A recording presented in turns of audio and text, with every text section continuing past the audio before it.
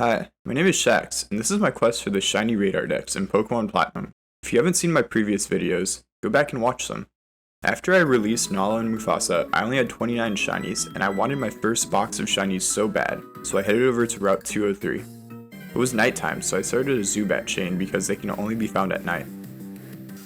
I got the chain to 40 without a hitch, and before long, I had my shiny Zubat. I only needed to catch one because I can catch Golbat in the wild later. I was thrilled that I finally had a box of shinies. It finally felt like I was picking up speed in this challenge. I continued hunting on Route 203. This time the target was Abra. I got the chain to 40 and quickly caught my shiny.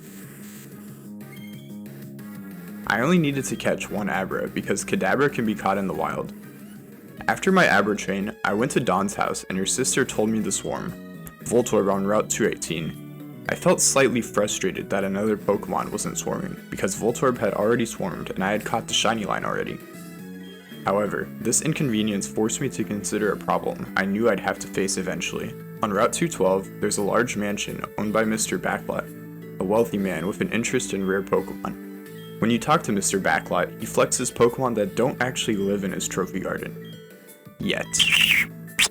His assistant corrects him, and he quietly arranges for the trafficking of rare Pokemon into his garden.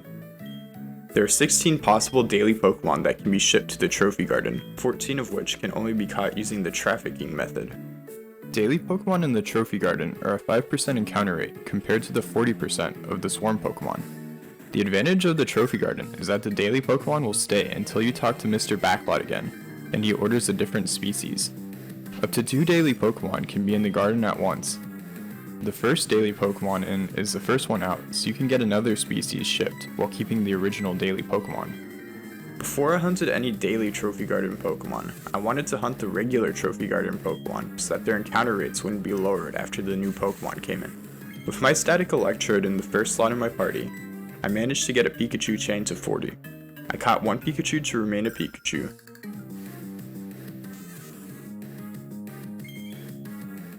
and one Pikachu to evolve into Raichu. Sorry, Ash. No! Pikachu! I went back to the trophy garden and quickly got a Pichu chain to 40. Before long, I found the shiny. I only needed to catch one because I already had a Pikachu and Raichu.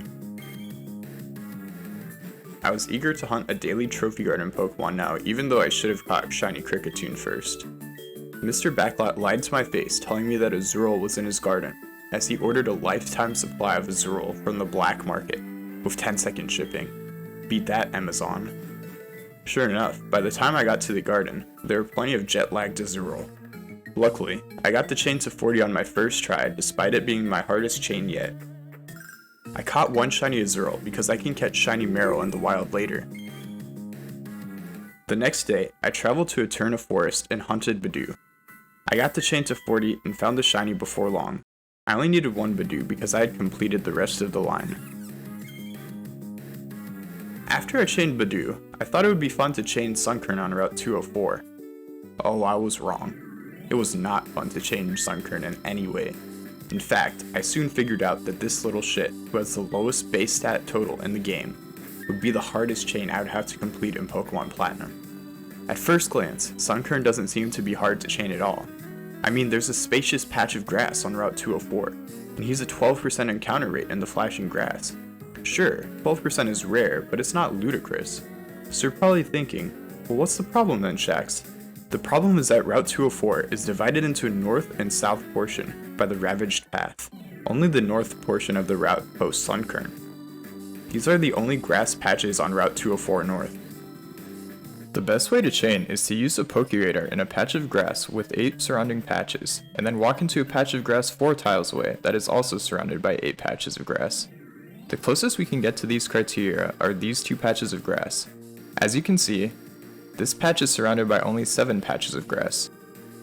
Let's see what can happen if the Pokeradar tries to rustle grass in a spot where there is none. Each of the 4 patches that the radar tried to rustle did not align with a grass patch, therefore the chain broke. This makes getting a chain to 40 almost impossible. I was lucky to get a chain close to 20 before it broke. To make matters worse, I would need to catch 2 shiny Sunkern, one to remain a Sunkern and one to evolve into Sunflora. Sunkern would mark the start of the Shiny Radar Dex's Elite Four challenge.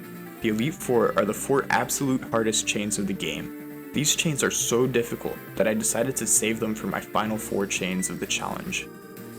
After discovering the presence of a monster, the air felt heavy on my shoulders. I didn't realize the gravity of this challenge could feel so pressing.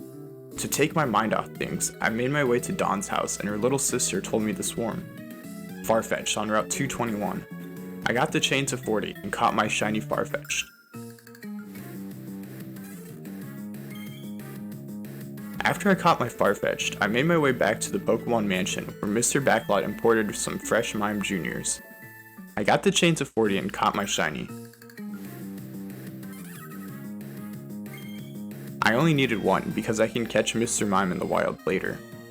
The next day, I returned to Dawn's house and her little sister told me Pinsir was swarming on Route 229. I made my way over and failed a couple chains. I decided to take a break, so I called up Mr. Backlot and told him to spruce up his garden for me, so he brought in the Bonsly. I got the chain to 40 and before long, I had my shiny.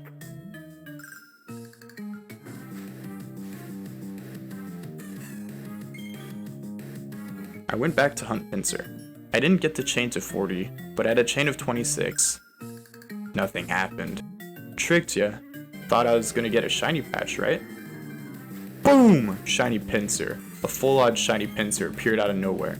There's still the regular 1 in 8,192 chance that the Pokemon you run into while chaining is shiny. Even though the shiny Pinsir didn't come out of a shiny patch, I decided to count it towards the challenge, because it was during a chain that the shiny appeared. It's rare to see a full-odd shiny, and I wasn't going to discredit this beautiful moment. Hunting out an entire area began to feel like a chore, so to break the monotony, I decided to hunt Pachirisu in Valley Windworks. With the help of my static electrode, I got the chain to 40 and caught my shiny.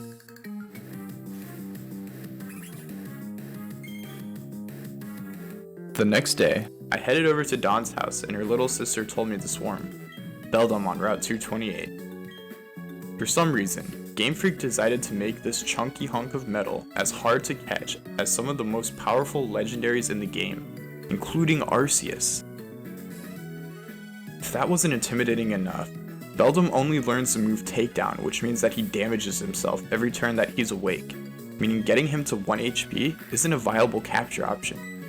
The chance that Beldum uses all 20 power points for the move Takedown and kills himself with struggle is decently high.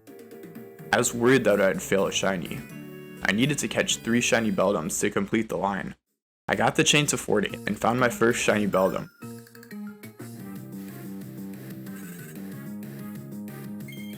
I got the Beldum's HP into the red and put him to sleep. I threw Timer Ball after Timer Ball, but he kept breaking out. The Sandstorm chipped away at Ghastly's HP, and that's when I realized I only had 3 Super Potions and 2 Revives. The Sandstorm eventually knocked out my Ghastly, so Garchomp came out. I watched helplessly as Beldum escaped my Timer Balls. Then it happened. Beldum used Takedown and took off forever.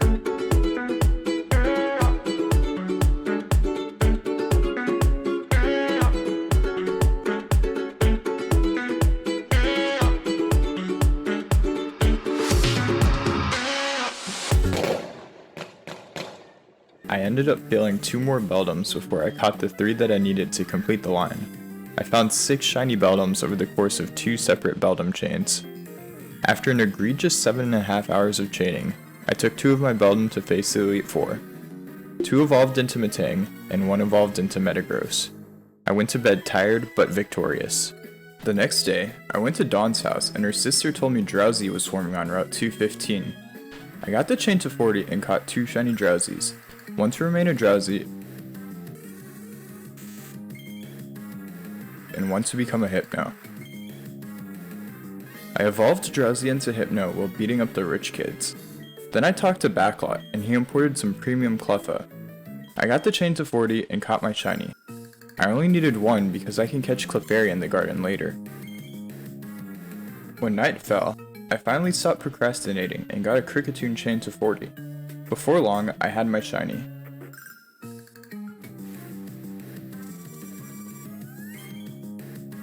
The next swarm was Larvitar on Route 206. I got the chain to 40 and caught 3 shiny Larvitars. 1 to remain a Larvitar,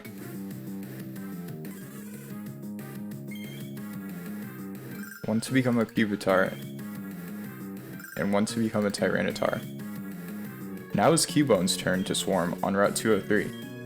At a chain of 29, I found a shiny patch.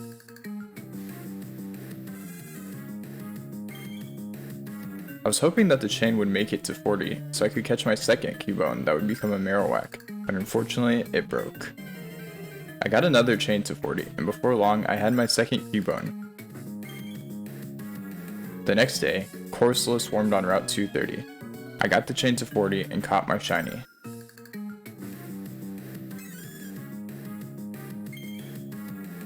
Then I went to the trophy garden and hunted some more daily Pokemon. I ended up getting an Igglybuff chain to 40. I only needed to catch one because I can catch Jigglypuff in the garden later. Then I got a Bustle chain to 40 and quickly caught my shiny. After my trophy garden hunts, I evolved 2 of my Larvitars into Pupitars. I put one of my Pupitars in the daycare to passively level up while I chained new shinies. Pupitar evolves into Tyranitar at level 55, so any leveling I could get would help. My next hunt was Nincada in the flashing grass patches in Eterna Forest. I got the chain to 40 and caught 2 Nincadas, one to remain a Nincada